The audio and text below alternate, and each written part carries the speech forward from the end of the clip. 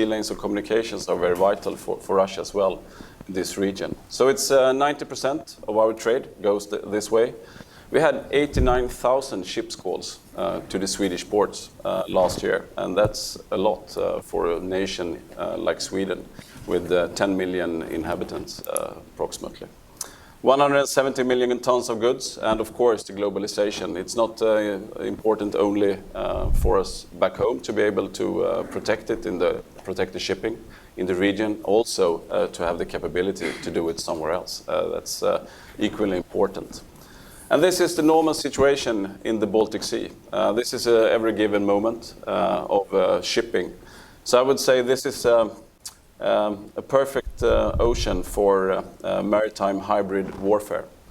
I would say that it is very, very vital for me to have the presence out there and be able to operate all the time, every day of the year in this region, and really focusing on getting the knowledge, what is out there, where are they moving, which direction, because who is the enemy, who is the friend, and make sure that we will find the trigger if there is anyone who wants something bad in this event. So this is the last exercise the Russian did last week. So this is just an example of whereabouts. It's pretty close to the territorial waters. But this is the situation in the Baltic. It's a lot of traffic, it's a lot of activities, and it's a lot of events ongoing all the time that we need to keep track on, of course, and see what will happen. Just to give you something, sometimes people will show you these circles and the distances of missiles and everything. I think the most important part might not be the fact that you have missiles ashore, because the same missiles are put on board a ship will make it possible to be wherever you want, in whatever position you want to. So you can move these circles wherever. And I think, people doesn't normally think about that. So I would say if you turn that picture instead and you think that you have this capability on board your ship, it will give you a real advantage, because it will get someone else to think really where are your position and what they should do about it instead. And as you see, it's very short distances. It is 350 kilometers approximately between Karlskrona, that is our naval base in the south, and Kaliningrad. So it's very short distances. It is a real narrow sea. But people are talking sometimes that it is possible, or it should be possible, only to be stationed on land. And I would say that is terribly wrong, because you need to have the presence out there and really find the ships that are moving or not moving in the right way, so to say. So that's highest importance. So in general, it is a unique and complex environment that we need to handle. And the civilian side, of course, with all the shipping and including all the military ships in this area, find the friend, the enemy, or whatever you need to find in there, and really find the trigger. And to do that, you need to be on station and present out at sea. And of course, with ships, that's a possibility, because you can have the endurance and you can manage to stay out for a long time. But I also would like to include that it's not only presence, because I would like to have presence with qualified units, with qualified weapons on board as well, because I need to build the threshold so no one really wants to do some harm to us. So I need to have qualified assets and ships out in that region that really can do effect. I think I stop there. Thank you. Very good. Okay, yeah, thank you very much. I totally agree to what Jens has said. But I would like to give you a slightly different perspective, going back to what happened until '89.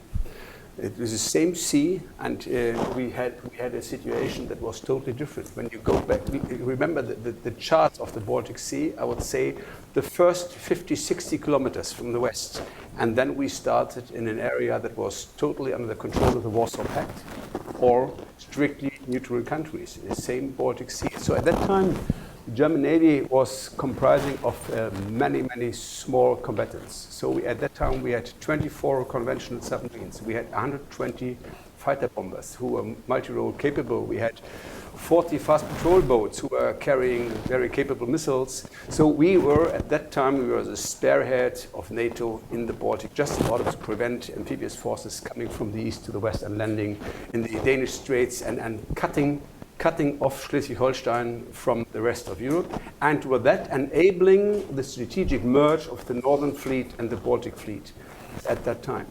So what has changed since 1989? Geostrategic and geopolitical situation has changed. Now the Baltic is surrounded by NATO nations, or as in the case of Sweden and Finland, 2 EU nations who are operating under NATO rules and regulations and are very much aware of their procedures. What else has changed?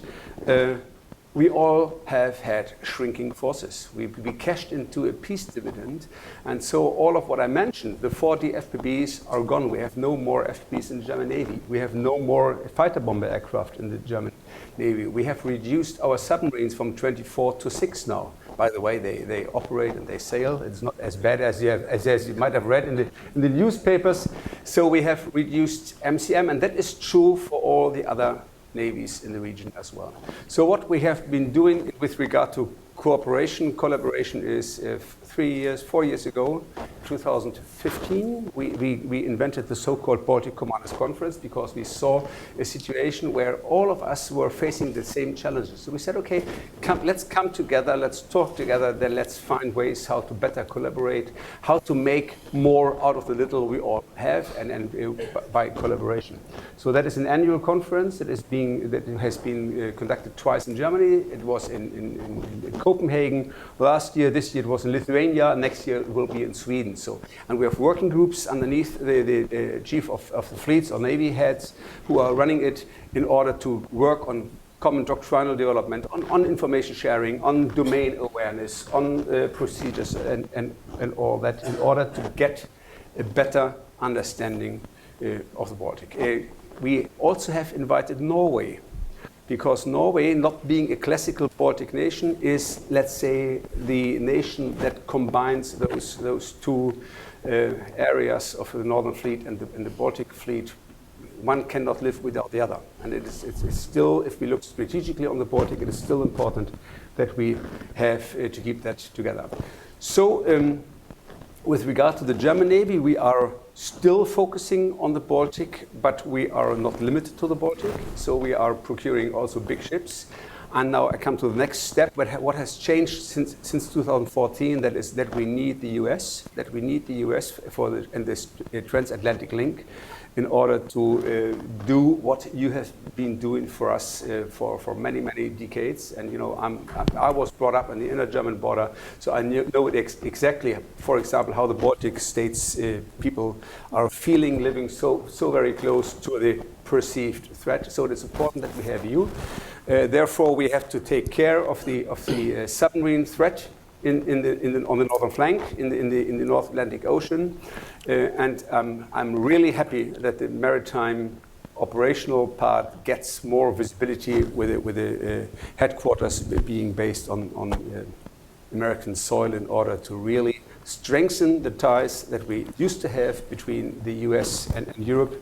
When I look back to what has happened in the last 25 or so years, I think the glue that kept NATO together for that time until '89 has weakened a lot, and the kind of effectiveness of different nations is no longer the same. So we have to re-strengthen that. We have to bring all together. Nobody can do it alone. Everybody needs everybody in order to really collaborate. And with that, I will leave it to you. It's great. Well, I think the first thing, and probably most obvious thing that arises to me from the comments and also from the slide in particular that showed the congested nature of the Baltic Sea, is the number of different organizing frameworks, information-wise, operationally, naming just a few of them, of course, at the national level, law enforcement and military, at the regional level, there's a variety of arrangements and agreements underway. You have the EU, you have NATO, you have partners to NATO. So particularly for a partner nation like Sweden, you have to navigate, if you will, forgive the pun, through all these various segmentation of the maritime domain awareness arena. What do you think is most important in order to unify action and knowledge in what could we do collectively to get further through all that fragmentation given the congested nature of the environment? Well, of course, the ground base is trust, of course, and I think we have. I know we have come very, very long up in that scale, definitely. We have in Sweden a very close cooperation with Finland. That's one of the most important cooperations that we have together with Finland. So we exchange data with Finland. We have a close cooperation regarding situational awareness with them.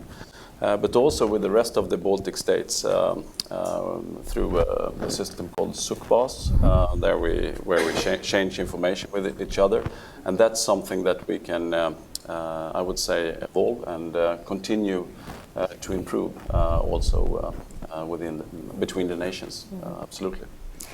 You have a sense, Admiral, as a NATO nation Navy chief, how the alliance is thinking about itself internally in these matters, but also how to reach out beyond the alliance, so to include with partners and commercial entities and law enforcement. Yeah, thank you. I think you're totally right. There's a kind of fragmentation that we're having, especially in agencies that deal with maritime security. When I look into my own country, we have different kind of federal police, we have a state police, also all on water. We have customs, we have fishery protection, we have all those different agencies working together, and we do. We have a center in the estuary of the River Elbe, which is our maritime security center, where we nationally are sitting all together, making decisions, everybody in his own responsibility, but it is being brought together. And I think that is the way how we should come together, that is working in a network of networks. So we will never manage to have one Baltic, for example, one Baltic maritime domain awareness system. But we have different systems because it is, again, nations have different aspects that they want to concentrate on. And therefore we have to be able and willing to create a network of networks where information can go in and out, not necessarily all of them, but some. Everybody has to have the understanding, and again, here we are with the trust, what information is necessary to my counterpart to receive in due time in order to give him the right reaction time that he needs to fulfill what he has to do with regard to responsibilities. And if you again recall that is from east to west in the Baltic Sea 380 nautical miles. And there's a number of sovereign nations around, and we are cooperating, we are collaborating, we are exchanging information. You can always be better, no doubt about that, but we are working on this.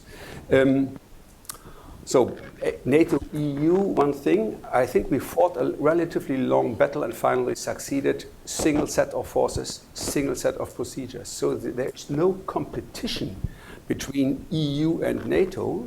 It is really a complementary approach. So the EU navies use NATO standards and procedures. We are using NATO tactics. So in order to really be very clear that we are effective enough on what we are doing.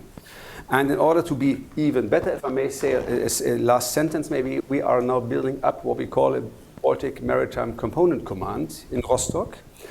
That is a two-star-led maritime component command, which we, on the long term, will give to NATO as a maritime force structure headquarters, like we have UK MARFOR, Spanish MARFOR, Italian MARFOR. It will be then also one headquarters for the Baltic, or in the Baltic, for the Baltic, but not necessarily for the Baltic. So it can be used wherever needed and wanted.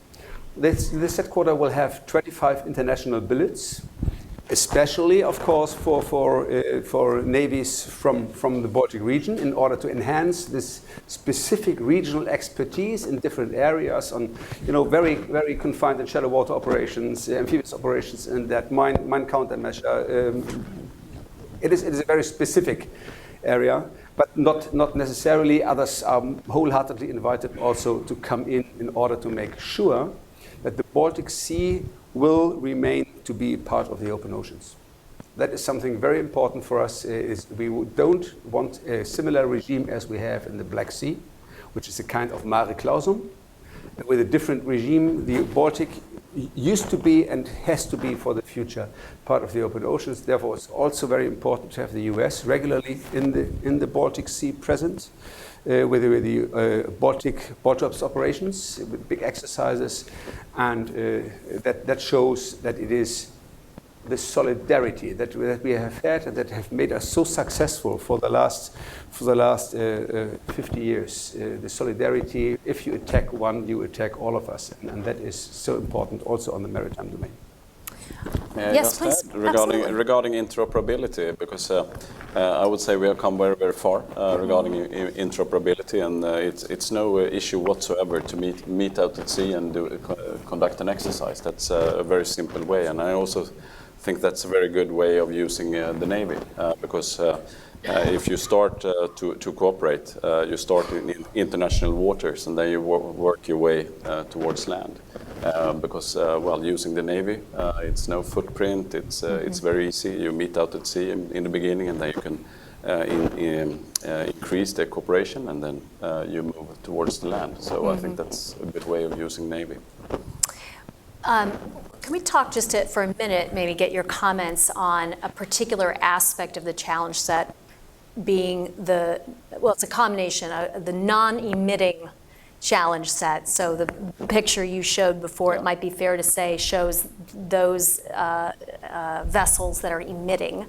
Of course, we understand there are vessels for criminal reasons, but also we believe for military reasons who will choose not to indicate that they're there, and maybe related to that. So if you can talk about how we think about that challenge set, and related to that, the undersea challenge set, the sort of the higher end, likely non-emitting and very quiet problem of, that can be used for conventional, unconventional, or nuclear purposes. Absolutely. I would say if we talk about the gray zone or the hybrid warfare, or excuse me, that was my microphone or my phone. Regarding the gray zone, because I would say the Navy, we work. It's the perfect tool to work from peace up to the high-end warfare. But Navy does most of it works in the gray zone, definitely, to find the trigger, being out there and be present, to really being able to find those who is not emitting with the IAS or something. And you need to be there, I would say, because you need also to find that, the target, if you're going towards the high-end warfare. So someone can transmit that target if you don't handle it itself. It's a joint fight. So for that. At the high end, then, if you will, to the extent that you think of that as high end, I mean, this is an area where you have collectively, we have even less capacity, even less capability. Where do we begin to kind of rebuild that capability? I would say from the Swedish perspective, it's one way that I'm looking at definitely is going, because we are very good, I would say, within the stealth and the signature part with the ships and submarines, the corvettes and the submarines, and that's something I really want to continue with. So I would like to continue with the Visby class system also into the future for the next generation of ships, because they are the ones that really will be able to work in that environment, and I can choose if they want to be shown or not. It's also if you want to send a message or not, and the enemy will never know really where you are. So I think that's a very good concept that I would like to continue on.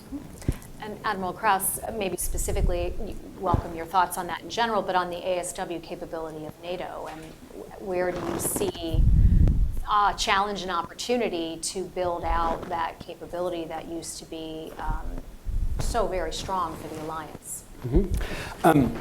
I think as a matter of fact, for the last 25, 28 years, we have been occupied in what we call low-end maritime military operations. So be it refugee operations, be it operations in the vicinity of the Balkans, be it the operation counter-piracy, that is all operations where you not necessarily need a highly trained, skilled and equipped Navy for. So I'm happy that even in the times where we had cashed into this peace dividend and where the Navy is really, my Navy is really shrunk from more than 200 units to 51 units now, that we always kept the level for the training on the high-end warfighting and the equipment. And we are currently facing what it means what it means if you haven't invested continuously into your technological capabilities. It needs a lot of time to really revert this trend downwards into a positive one. So equipment-wise and training-wise, I think we are there. We had not enough units for high-intensity training because in many nations the units were occupied in this low-intensity operations. So we have to refocus also on exercising on those, for example, ASW exercises. It is very important, also with regard to the Northern Fleet, where they have their capable submarines. So we have to have a look. And I would still say, and we're talking about transatlantic link, the perfect organization to do that is NATO. And it is this. We should not create something different or coalitions of 2 or 3 or 4. Let's go together as we were so successful. Let's reinvigorate the standing naval forces. Let's go to high intensity warfighting exercise again on different scales in order to have those capabilities, because what we are facing is, I would say, meanwhile, a generation of young naval officers who have never really done proper ASW. So there we are on the brink of losing that capability. We should do everything not to do that. That has a technological aspect, that has but much more a training and an exercising aspect, and it has also a collaboration aspect. Given that, may I yes, just add please, regarding absolutely. cooperation? I think that's a very good example how we cooperate, because to maximize the output and to bring up the effectiveness is really where we meet between the nations in the exercises and really put in our aims and our objectives for the exercises. So if I can bring a submarine, for instance, for one exercise, maybe Andreas can bring a submarine for the next exercise instead. So that's a very good way of cooperation.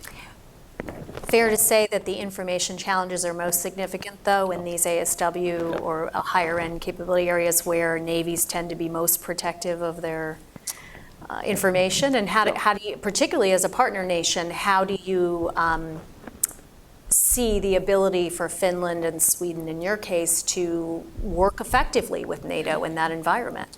Well, I would say during the exercises we are doing right now, I think we exercise that, well, not maybe weekly, but monthly, regarding, because we have always assets in the same exercises today almost. So it's today that's normal business, so to say. Yeah.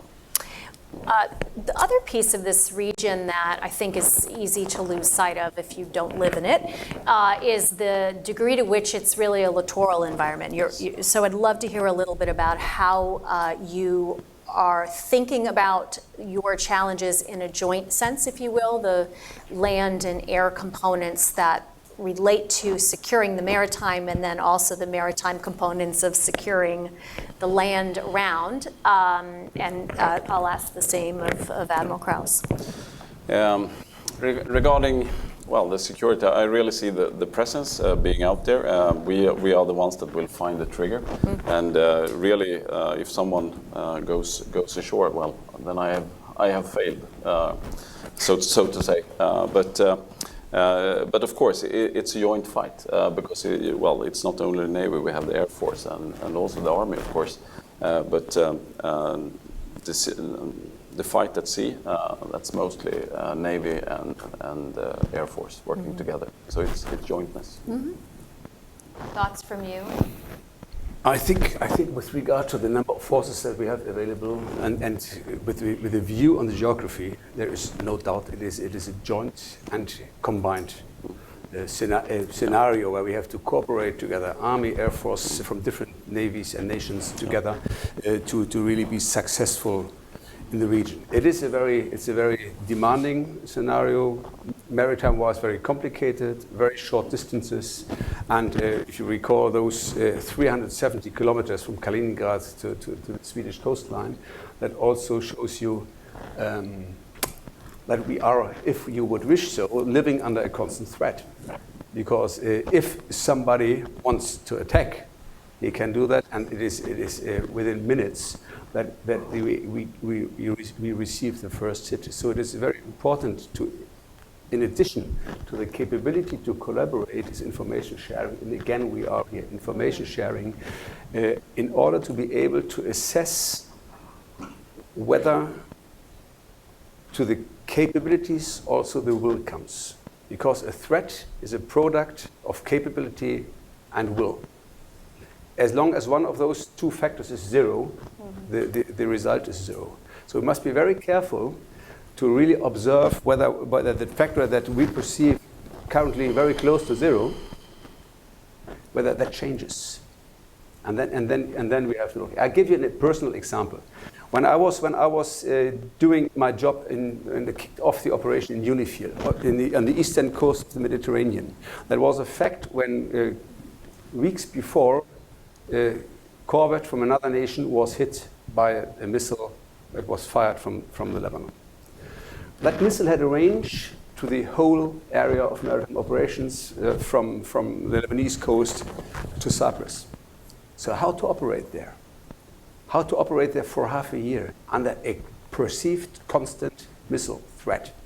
If you take it as a given that you are permanently under threat, you are outworn within a couple of weeks. So you have to think about that, and that was when we thought about this formula, what threat means. And we said, okay, we cannot go on the battle stations each and every second in that situation. But you have to have a look when that situation changes, and then you have to be ready to react. If you do that too early, you are outworn in the moment that you are needed to react. I'm going to ask one more question for both of you and then open it up to the audience for some questions. Let's talk, you started actually down this path a little bit. Let's talk specifically about the evolution on Russian cruise missile capability that we are seeing demonstrated and or used. And how you see the implications of that for the maritime security in the region that we're discussing today, roughly Norwegian Sea and Baltic Sea. So maybe I'll start with you. Well, I would say what I would like to add to my corvettes for the Visby class corvettes is air defense missiles. And I would like to include in those both the current one and the next generation, of course, for that. We have an excellent protection of the own ship today, but it's harder to protect the rest of the shipping. So that's something that I would like to have. Any changes in how you think we should be thinking about the operational concepts in the region? Well, I would say we are already there. I would say because we are working in that environment daily. So it's as I said, presence out there, being able to build a threshold in that region together. NATO is currently working on specific plans for specific regions. I will not go in details. I hope for your understanding. That is important. But I think one thing I would like to mention, also with regard to the Baltic and the maritime, there is many people who tend to forget that between the landmass of Sweden, Finland, Russia, Poland, whatever, Germany, that there is a sea in between. So we should never forget that there is a sea in between, and we have to work on that. So we need a balanced mix of capabilities, maritime, air, and land. And in many cases, we are talking about battalions who are providing the enhanced forward presence, and that is good so. But we have to build the forces up We can do that via land. We can also do it via the sea and the Baltic. Use the Baltic as a kind of runway to really bring supply and support also to those countries. Great. All right, we're going to open it up. We have microphones that come around. When I call on you, please give your name and affiliation if you have one. I do ask that you stand. And please, one question that ends in a question mark. So we're going to start right here. Hi, my name is Angelita. My question is, I know Russia and China have been building up their military for the past decades. And China has bullied the South China Seas and is trying to dominate the Indo-Pacific China Seas. And from what I understand, it's now targeting Caspian Seas through the Eurasian Way. So what is the capability, together with the US and NATO, in terms of preparing and countering this, the Russian and Chinese threats for global power? Maybe we'll turn to Admiral Kraus to speak on behalf of NATO. That's an easy answer. Then it's an easy answer because currently China is out of the area of responsibility for NATO. So that is clear. And when we are looking on the topic that we are currently discussing, it is a very congested area in the Baltic Sea. However, I think when we look to what is happening in the South China Sea, that has to do with the obedience of the rule of the law of the seas. I think we should all make very clear what is the rule-based behavior that we all expect to happen. And much of that has to be done, I would say, on diplomatic and political levels, in order to avoid misunderstanding. So you mentioned also the rise of the forces, the rise of capabilities. Yes, that is something that concerns us, and that is something that an autocratic nation can do way faster than a democratic one. I would say so. And when I listen to my colleagues, I would say in democratic nations, many of those are complaining the same things, that procurement needs too long. It needs too long. So we have to think how to become faster. What we need for that is public support, taxpayers who are willing to give the money, for a long time, not only for a short time. I'm sometimes concerned that the long line that we were declining will not see the long line that we have to grow. People are impatient and say, where is the progress?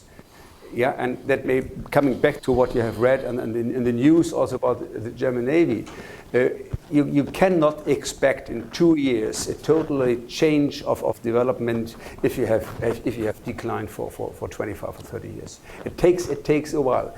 There is industry that has to build up capacities. There is, of course, the money has to be there, and the Navy has to grow. By the way, we are growing. It's not easy. And if I may, so the biggest challenge that we are currently having is the mindset of the people.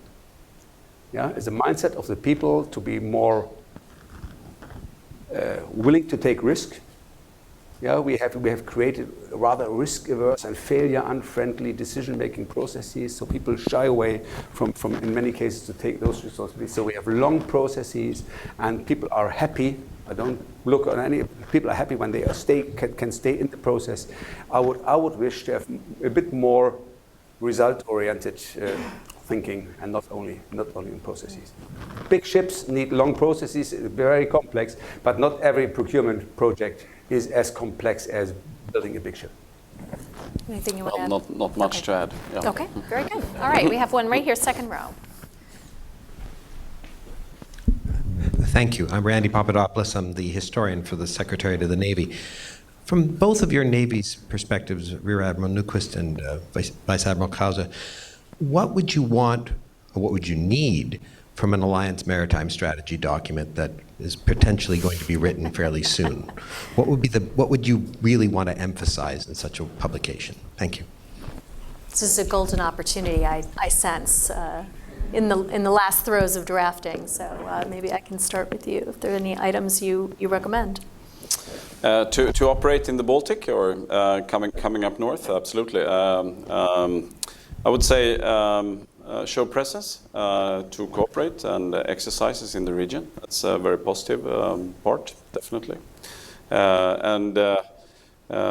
Well, then it's more on my wish list that I will have, because my highest priority right now is the next generation of surface ships. That is the Visby, the continuation on that one. That's my on the wish list for that I will try to convince my politicians. I was going to say, are there any items you would want the U.S. to have in its its maritime strategy development? Towards the northern part. Well, I think. Well, I hand it over to Krause first. Okay. I might Thank you. Yeah. Thank you, Jens. No, I think that it is due time to have an alliance maritime strategy. We used to be prepared for the Wales summit and thought that would be the revival of the maritime after decades in Afghanistan, in Iraq, or whatever, so where NATO was very much focusing on land operations.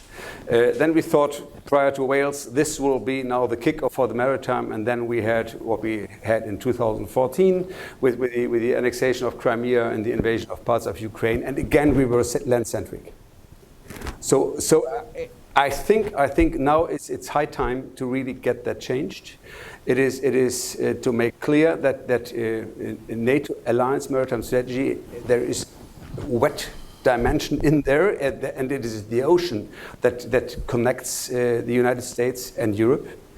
I think it must be very clear that we need the US in and for Europe in order to really build on this cohesiveness, on this solidarity, which made us so successful for the decades after 49 and the following decades.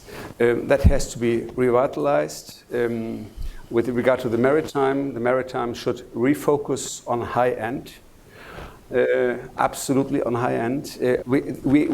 I'm pretty much sure that we have to also, in parallel, to concentrate on what real world-wise going on, and that I call it for European, I call it the Southern Crisis Arch.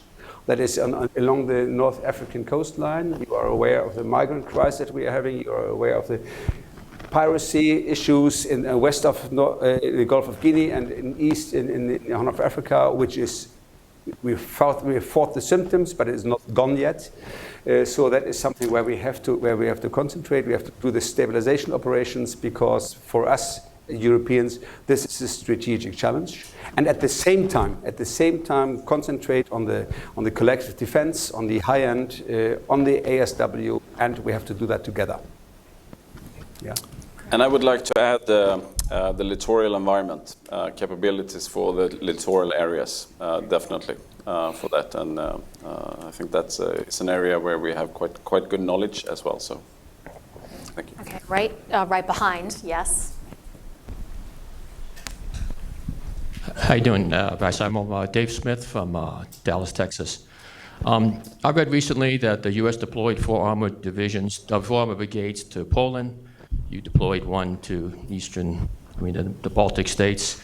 You go back the last 25 years, Germany's cut its defense spenders to 1%, 75% elimination of force structure. You don't seem to care about what happens in the Baltic. I live in Texas, and right now today, this past year, 25,000 Mexican citizens were killed in the Civil War. Right? We have problems in Honduras, Salvador, Venezuela. So we have a lot of problems around the world, some of them in our backyard, that affect me far more than it affects what happens in the Baltics. So, why don't you take care of your own problems? So maybe the question... That was a question, or was it a comment? No, it's a question. If I can turn it to a question, I think the question is, first of all, how seriously is Germany taking the challenge set around it, and how should, what's the case for Americans to invest themselves, if you will, in the security of Eastern Europe? Okay, I'll try. I'm not a politician, and I think that the heads of state have agreed on the recent summits to invest more, and there is 2%. It is a difficult situation for a nation where the GDP is currently rising, and you do not see in the money that we are spending that there's a rise in the percentage to the GDP, because the GDP is rising as well. So we are spending lots more money. I think that the Chancellor stands with her word, but this is the political decision that we are making. So why you should care about Eastern Europe? I can't answer. I can't answer that. I can only say what has been very successful in the last 50 years. And I'll tell you, I was brought up in the inner German border.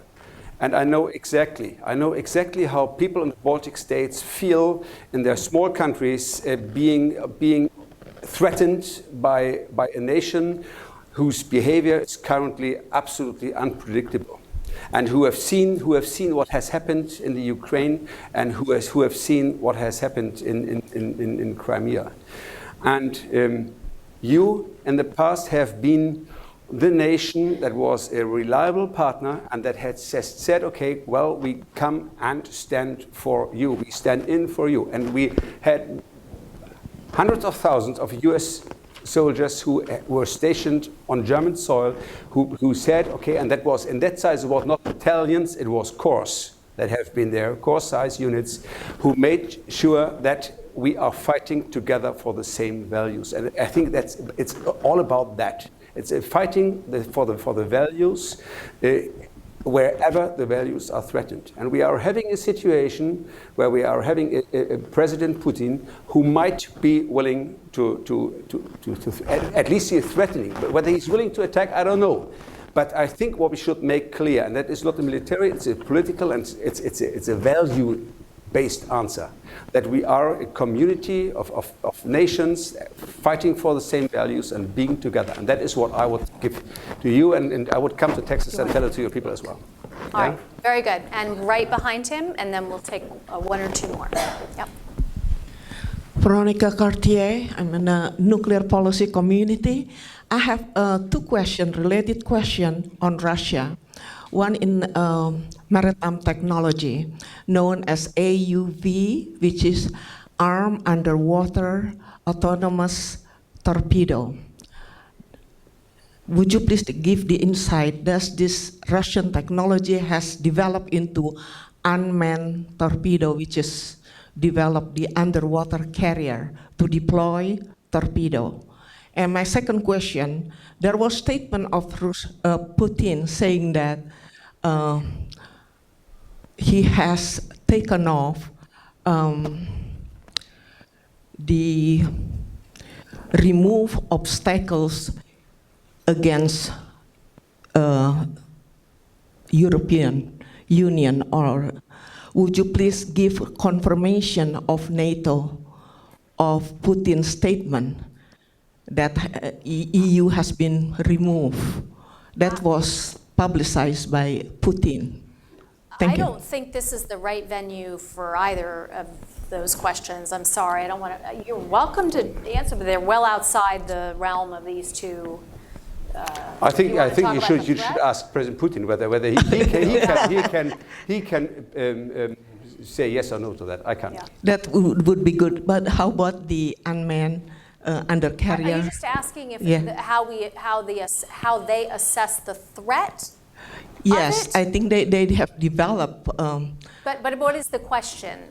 The question, the AUV, which is the the torpedo, has it been developed with underwater carrier? Which kind of technology question. Thank you. Do either of you want to comment on the degree to which you see veracity in the claim from the Russians that they've developed this capability? I can comment, but not on that. But I would like to comment on the underwater domain and development regarding torpedoes. And I have no idea about of just that specific Russian torpedo. But the importance of the maritime domain with the whole spectrum, really, because you often forget maybe beneath the surface that perspective, and it's a lot of developments ongoing, and the Baltic is a very good ocean to operate unmanned vehicles, etc. I would say for that. It's very hard to find something below the surface in the Baltic. So it's a very good opportunity as well. Not only a challenge, it might be an opportunity as well for yourself. As submariners, we can absolutely, yeah. So it's good. We always felt safe in the Baltic. You're in a friendly environment here. All right, I have one towards the back. I can see your arm, but not your face. I'm sorry. There you go. Hi, Morten Tastum, Center for Transatlantic Relations. My question is in regards to the Nord Stream 2 pipeline that is proposed. What will the potential completion of this project mean for the energy security of Europe, and in extension of that, what will it mean for the security of the Baltic navies and their ability to operate? Thank you. Well, I can start. It's already built, so it's already in place, I would say. So and we operate with it daily. That has no really impact on that part. It has been a big debate in Sweden regarding when it was built, but that is a political question. So it's nothing really with Navy-wise. I think, Nord Stream 2 isn't built yet, but it will be laid very close to Nord Stream 1. And that is built, and so we are living with that for quite a while. And we were looking very carefully on our exercise areas, whether that has an impact or not. And so we have been in dialogue in the process before building those underwater system. Yeah. Great. Okay, we can take one more question in the audience. I've got one all the way back here. Thank you. I'm Steve Winters, independent consultant. I was just wondering where sort of research on new advanced technologies in relation to naval warfare taking place. I mean, in the U.S., we have a long tradition of this. Naval Research Lab in D.C. is so famous.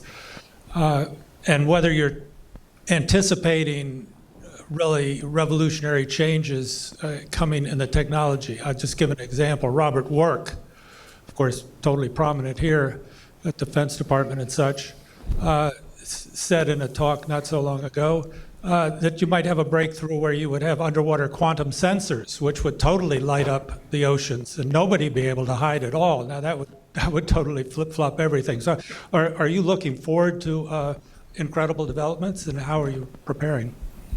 And I would just say maybe broadening that out just a little bit. You mentioned this before, sort of the speed and innovation challenges happening right now in the West, to include in the US, maybe how you think about naval innovation more generally. Well, I think the development will be ongoing, absolutely. How I'm thinking about the development is that I would like to have the evolutionary development when thinking about building ships and submarines, to take care of the knowledge, to include it as we do right now within the current submarine program, where we use a lot of the new equipment will be installed in the midlife upgrade that is ongoing in the older class, and that same equipment will be installed, not the same, but the same equipment will be installed in the A26 in my case, and that's a lot of benefits to risk mitigate and to educate and everything, and I would like to do the same thing as well with the Visby class system. I would like to answer a little bit more broader. What keeps me awake is the different innovation cycles that we are having on for example, platform. When you build a ship, this ship will be most likely there for the next 30 or 40 years. So that is a kind of innovation of the heavy steel engines, propulsion system, and so that is maybe a cycle of 15, 20, 25 years. At the same time, you are having IT that is currently an innovation cycle of a year or 1 year and a half. So, give an example. The newest frigate we're going to commission this year, we started to think about and developing it 2 years before the first iPhone came on the market. Just to give an idea. That is what we normally have for the procurement, from the first thoughts for the commissioning of a ship, it's about 10 years. So this is something that we have to be very careful, that is a challenge to engineers to create systems who are, let's say, flexible enough to take different modules in and out and still are a modern platform. That's one thing. The other thing is of course, research is a question of size. A big nation can afford more research and experimentation than a smaller nation. When my nation builds a big ship, the first ship is a kind of experimentation platform, because we cannot afford to have, like you had, the two different types of LCSs that were undergoing trials for a long time. The next thing on innovation that really is I see critical is that nations with different values have a different way of how to deal with unmanned systems. So I think we as nations where people are still in there should never forget to have the man in the loop.